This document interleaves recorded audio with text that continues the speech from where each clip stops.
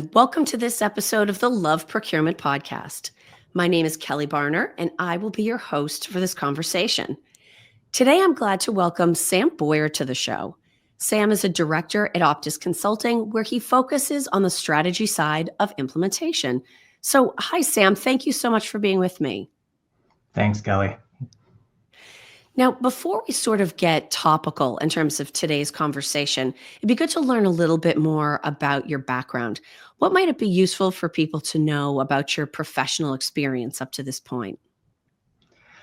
Yeah, so I've been really in the procurement transformation space for over a decade now. The majority of that has been on the consulting side, as you mentioned, looking at the strategy of how procurement transformations could go. Going into certain organizations and helping them solve their problems, whether that's looking at different areas of their organization, identifying certain gaps in potential capabilities, and then helping them identify ways to improve those capabilities and prioritize them in ways that meet the organizational objectives as a whole. Once we've identified those priorities, I can help put those into, a strategy and a roadmap, and whatever the organization might be, provide the playbook really how to execute that roadmap. Now, depending on the organization, I might hand that over, or I can actually start, executing on that roadmap with myself and a team. Either improving the capabilities from a policy aspect, looking at organizations as a whole, an operating model, and then, of course, a big piece is the technology implementation as well. Now, prior to consulting, I did, as an intern, I was kind of put into the procurement space in a procurement transformation initiative. And it was here where I actually, basically fell in love with consulting. It was an internal team, but it was probably the most experienced floor within the organization at that time. I got to see a procurement organization go from 50 people to 200 people plus. I saw category management get it put in place, a buy desk, project procurement. I got to see technologies, processes, policies, payment, modules, and I got to see that happen successfully, right? So we know it's possible, and I wanted to take that learning and be able to provide that to other organizations. And that is one of the really unique things. I know I experienced it as well. When you're in consulting with sort of a specialty focus and you get to go in and watch groups and teams take that journey from an as-was state to hopefully either achieving their desired future state or even being able to imagine something new. And so I can completely appreciate why you would enjoy that. But you've also been focused in procurement the whole time. So we know you love consulting and why, but what is it you love specifically about procurement? How critical it is to an organization, right? And I don't think everyone sees that. But it's not just about buying things, it's making sure that business unit budgets go further. It's making sure that the people at the organization are getting what they need at the time that they need.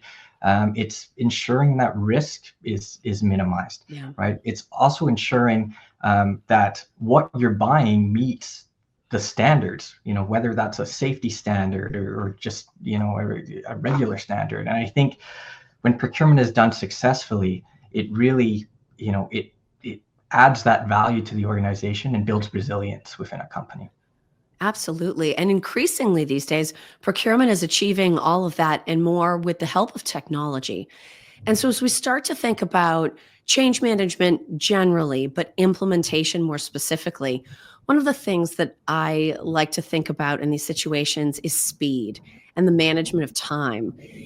In your experience at the start of an implementation, does procurement tend to move the right pace, sort of a Goldilocks zone? Do they tend to move too quickly out of the gate? Do they tend to start too slow? Where would you say the natural pace of beginning an implementation is from a project management standpoint? I think there's really two ways of looking at that, right? An organization might go in there and they'll they'll look at improving all different capabilities all at once, right? Yeah. They want to improve their strategic sourcing, they want to improve category management, third-party risk, their procurement. All of that, it kind of implies that they want to move quickly. But all of that requires resources and time, Yeah. whether it's money or people, and it affects the end users, right? There's things that you need to think about. You can't just do it, right? And these capabilities require what we call enablers, right? We need to make sure that your leadership is bought in. You need to make sure you've got the policies and the processes there for people to follow. You need to ensure that the organization is ready for this type of change, and that organization is built with the skills to support that change. So I think from that aspect is, we want to move fast, but we don't always move fast because we realize this along the way.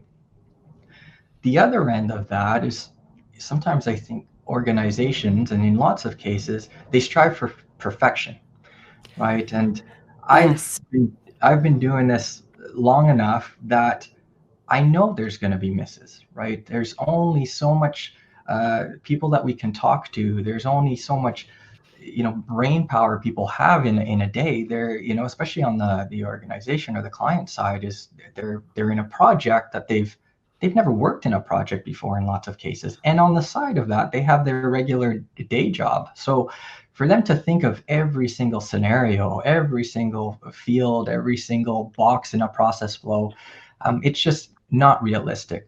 So I think if you treat these transformations, whether it's technology or process, as a journey, and you realize that it's not going to be 100% at that day one, what that allows you to do is, pivot that investment and that time to happen after that go live, because that's when people learn, and that's when people see the real life scenarios, and that's what's going to come up. Now, I don't mean, I think you need to incorporate a plan for that, right? You need to incorporate that these things are going to be found. You need a team there. If it's technology, maybe it's not a quarterly release, for the first little bit here. Maybe it's monthly or bi-weekly, right? To ensure that you are meeting the needs of this client base that is going through so much change right now. Like, they're the ones that are being impacted, and we need to make sure that they're being heard and they're being listened, and they've got a supportive structure with them along the way. Well, and it is interesting too, because when you think about going through, maybe you have an initial set of use cases where you say, for this piece of process, for this piece of technology, this is really our goal. This is our reason for making this move. And when you get positive feedback and people start to say, wow, we could also, and you start to get that well-intentioned scope creep, I'm sure that is difficult because on the one hand, procurement doesn't want to say no.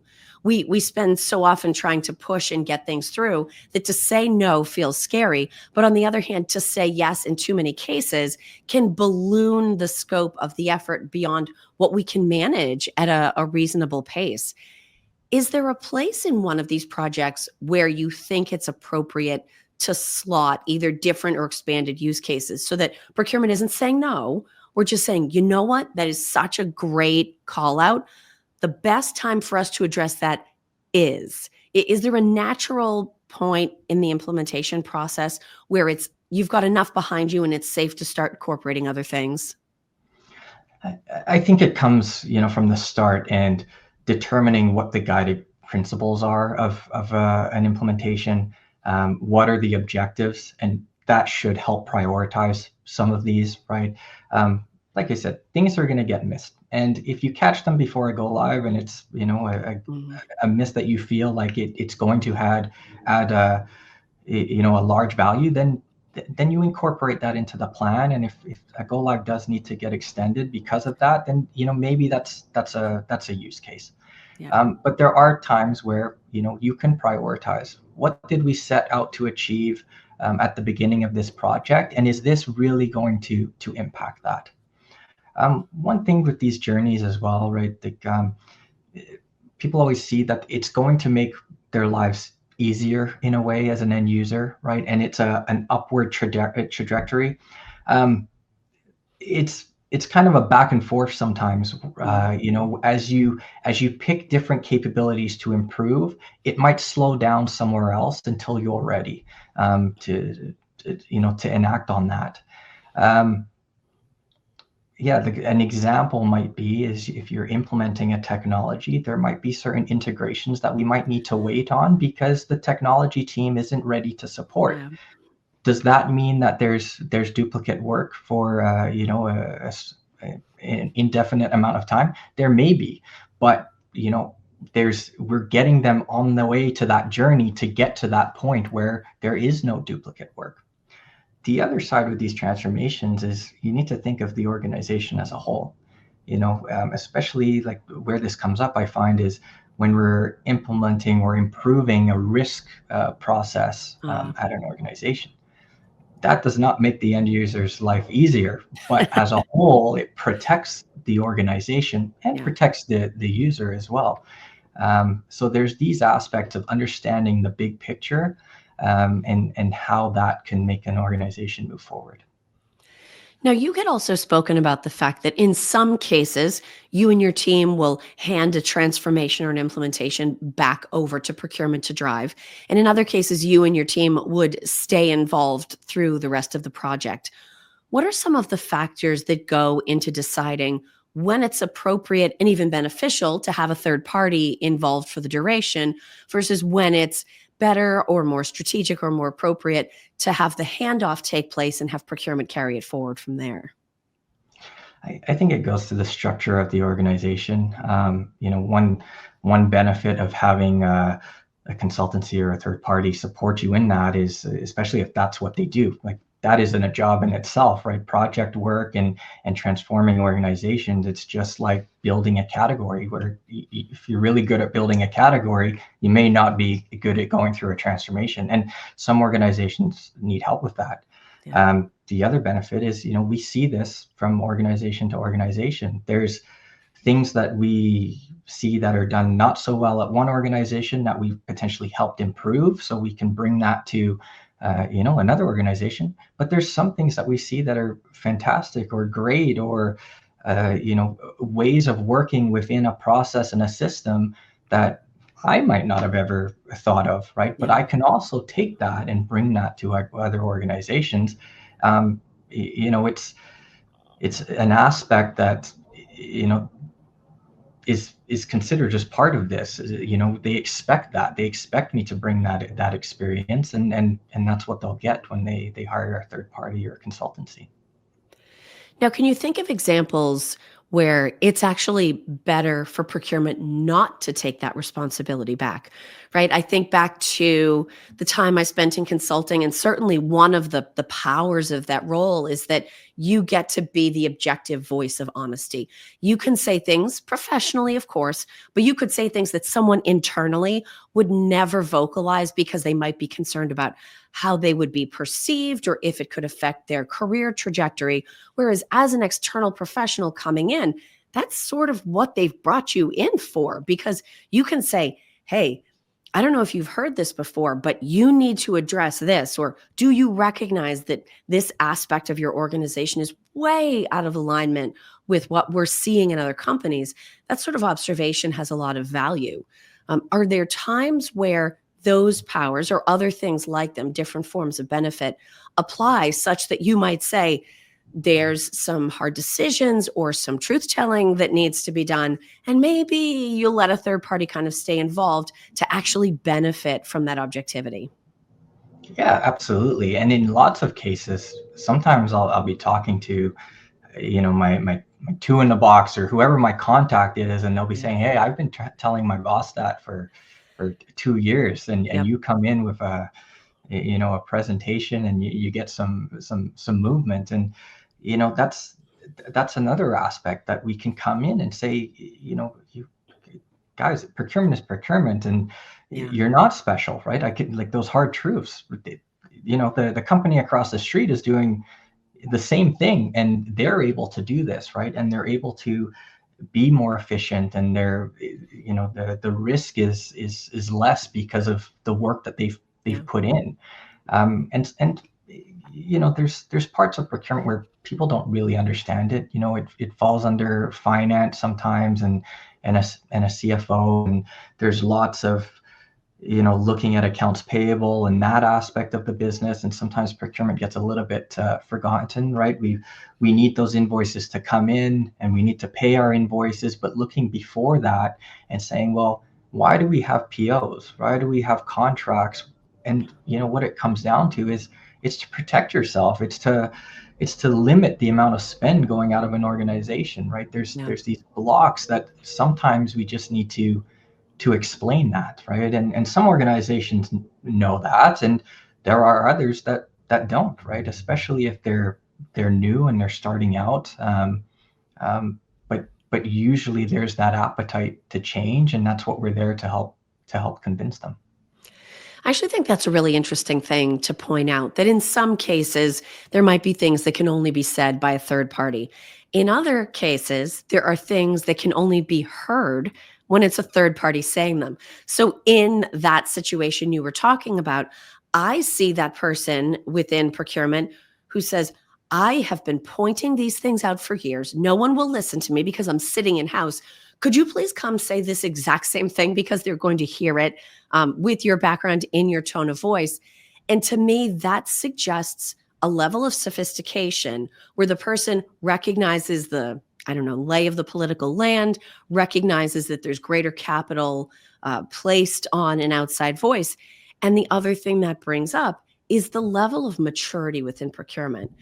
I think it takes a really high level of maturity to recognize, I've been saying this, no one is hearing me. How can I get this heard? I'm going to sort of put ego aside, bring in somebody else to say maybe the exact same words, but I have confidence that they're going to be not only heard, but then acted on.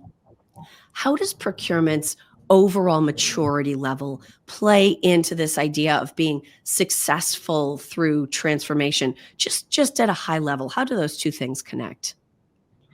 Well, I think on that one aspect, right, to repeat themselves, really they're looking for support in a business case, right?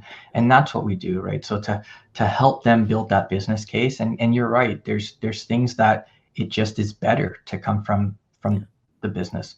Who wants to hear about this individual that's not from not within the core group telling them what to do, right? And that's not what we're meant to be doing. It's I think why we're in this business is really to help organizations change and improve. Now, where the maturity aspect I think comes into, especially with change, is that everything is changing.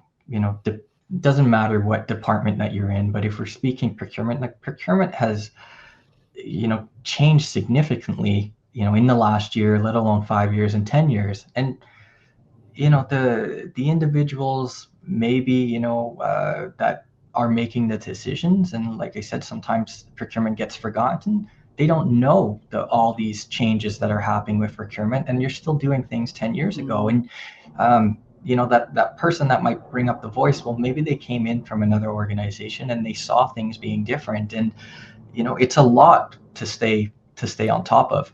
But that to say, just personally or as an individual, to be mindful of change and recognize that change is there for the better, right? Like we don't change to get worse, we change to get better. So embracing that and recognizing that it doesn't matter what department you're in, you need to improve, whether it's a large jump or many small jumps, but there needs to be that continuous improvement, especially now. Now, when we think about that idea of continuous improvement, usually organizations have somebody that sort of is putting part of or all of their energy into that. When we think about ownership of continuous improvement within procurement, what type of role is that typically associated with? I don't know if you ever see organizations where there's actually a dedicated person, but is it a level of role within procurement? Is it part of a certain kind of planning cycle? What's an effective way to make continuous improvement part of the whole procurement system? So I think, I mentioned the word journey a few times throughout this. A transformation program is a journey, whether that's 1 year, 2 years, 3 years, whatever that might be. But it still does not end after that transformation program officially ends, right? There is continuous improvement that has to happen within that. Now, during the program, maybe that continuous improvement is larger and bigger, but it can't go away, after the fact. And the most successful transformation programs, they've brought in change management practitioners, whether it's internally or externally, that sit within procurement, Yeah. and they support it and they get it, right? Change it's a career. It could be general, and yes, these practitioners can pivot and they can learn many different aspects of a business, similar to consulting. But there is a learning curve that needs to happen, right? So being able to ensure that change practitioners is within the program and invested in the program allows them to see things and learn things and learn the processes and ask the right questions, so that when you get to the end, you can identify, what is changing and how does that impact, the end users down the road. And I think, too, we've spoken predominantly today about procurement as a whole, but if you start to break it down into all of the different process and business objective areas, I mean, you're talking about everything from spend analysis through sourcing, through negotiation, contract management, performance management, all of the planning and budgeting and payment. It's incredibly detailed very quickly once you start to look below the surface level of just talking about procurement.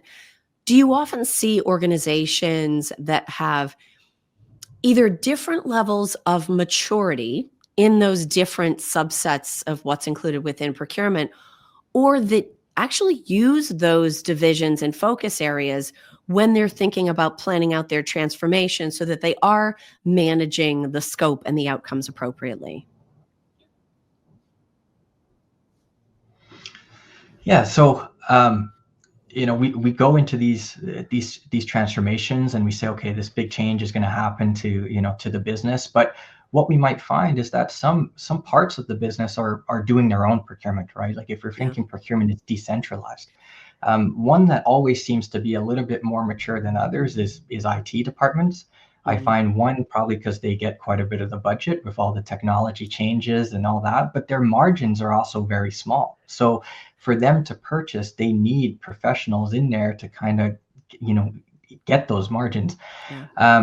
Whereas other departments where maybe the margins aren't quite so big, or there's not budget being invested for them to grow that department, like they're making their own contracts on the back of a napkin in some cases, right? Where so it's pulling Yeah. that together Mm.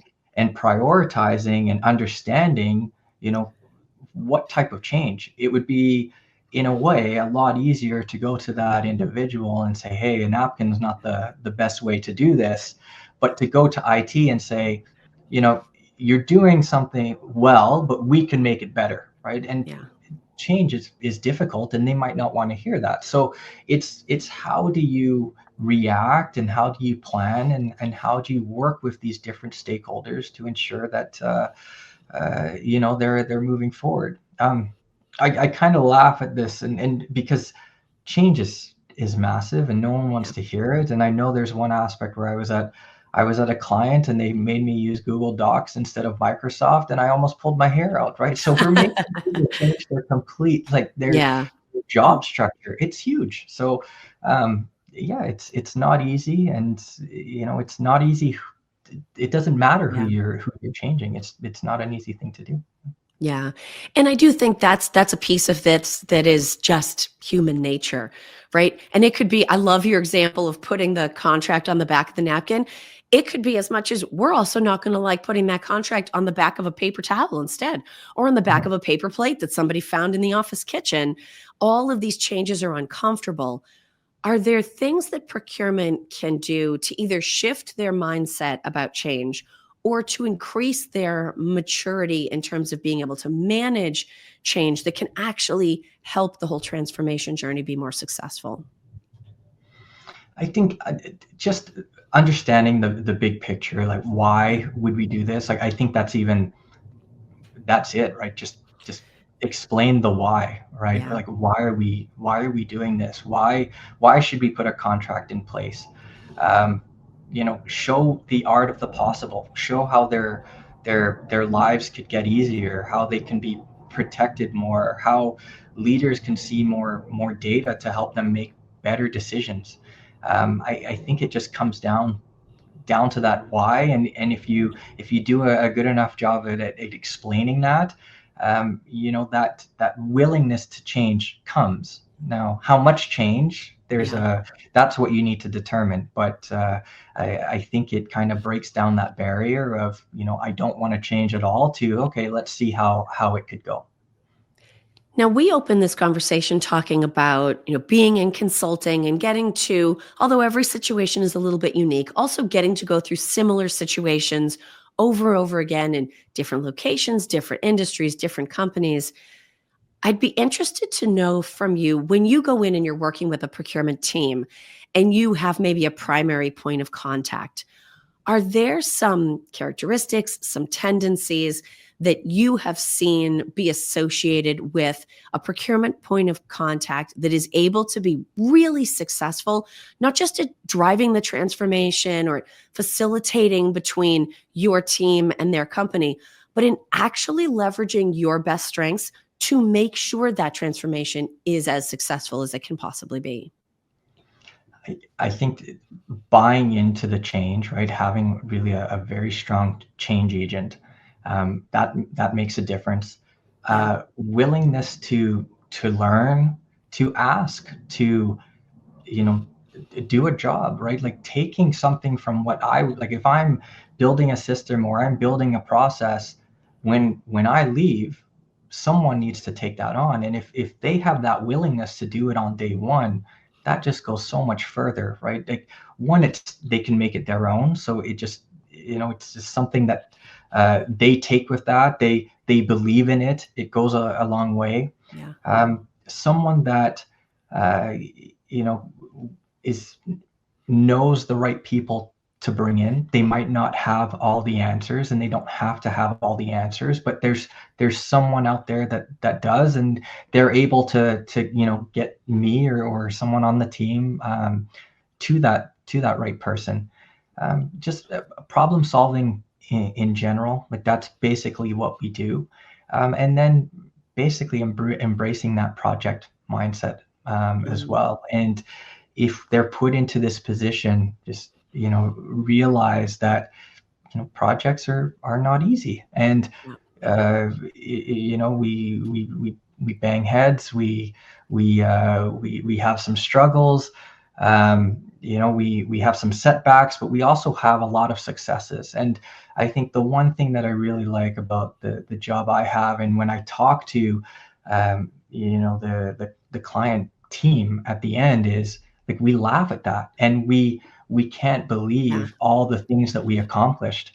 And maybe there was a day of hating each other, but now we're here, and we're having food together, and we're laughing, and um, we're still talking to this day, 3, 4, 5 years later, right? And it's a really cool experience to go through, on my side, but as an organization.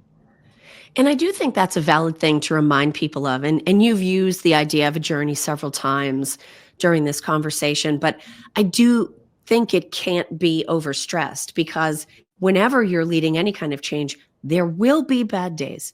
You can do as many things right as you want to do. There will always be bad days, tough days, but it's almost like if you don't have those, you can't get to as good of a place in the end. And so I love that reminder that, if you happen to be in a traffic jam on your transformation journey, don't give up hope, right? Keep at it. This is temporary. You're going to push through. And this idea of perspective, that at the end of the day, whether you think about it as looking back to where you came from, or getting to look down at the whole transformation journey from a much higher level perspective, it does all look differently. And some of those toughest projects are the ones where you feel most proud of the outcome and everybody on the project team is as bonded at the end as they possibly can be. I think that's a great way to sort of frame the challenges and the inevitable struggles that will take place on a transformation journey in a very positive light.